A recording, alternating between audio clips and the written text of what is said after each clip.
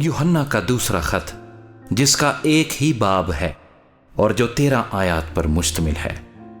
मुझ बुजुर्ग की तरफ से उस बरगुज़ीदा बीबी और उसके फर्जंदों के नाम जिनसे मैं उस सच्चाई के सबब से सच्ची मोहब्बत रखता हूँ जो हम में कायम रहती है और अबद तक हमारे साथ रहेगी।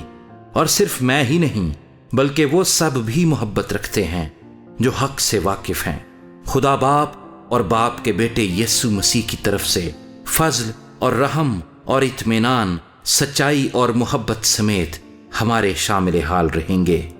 मैं बहुत खुश हुआ कि मैंने तेरे बाज लड़कों को उस हुक्म के मुताबिक जो हमें बाप की तरफ से मिला था हकीकत में चलते हुए पाया।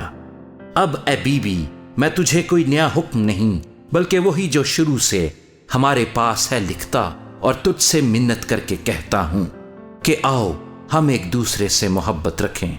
और मोहब्बत ये है कि हम उसके हुक्मों पर चलें।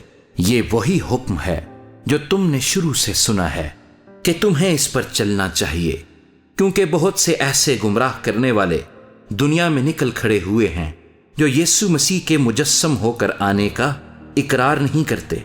गुमराह करने वाला और मुखालिफ मसीह यही है। अपनी बाबत खबरदार रहो ताकि जो मेहनत हमने की है वह तुम्हारे सबब से जाया ना हो जाए बल्कि तुमको पूरा अजर मिले। जो कोई आगे बढ़ जाता है और मसीह की तालीम पर कायम नहीं रहता उसके पास खुदा नहीं।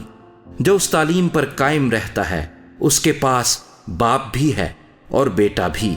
अगर कोई तुम्हारे पास आए और ये तालीम ना दे तो ना उसे घर में आने दो और ना सलाम करो, क्योंकि जो कोई ऐसे शख्स को सलाम करता है वो उसके बुरे कामों में शरीक होता है। मुझे बहुत सी बातें तुमको लिखना है मगर कागज और स्याही से लिखना नहीं चाहता, बल्कि तुम्हारे पास आने और रूबरू बातचीत करने की उम्मीद रखता हूं ताकि तुम्हारी खुशी कामिल हो। तेरी बरगुज़ीदा बहन के लड़के तुझे सलाम कहते हैं।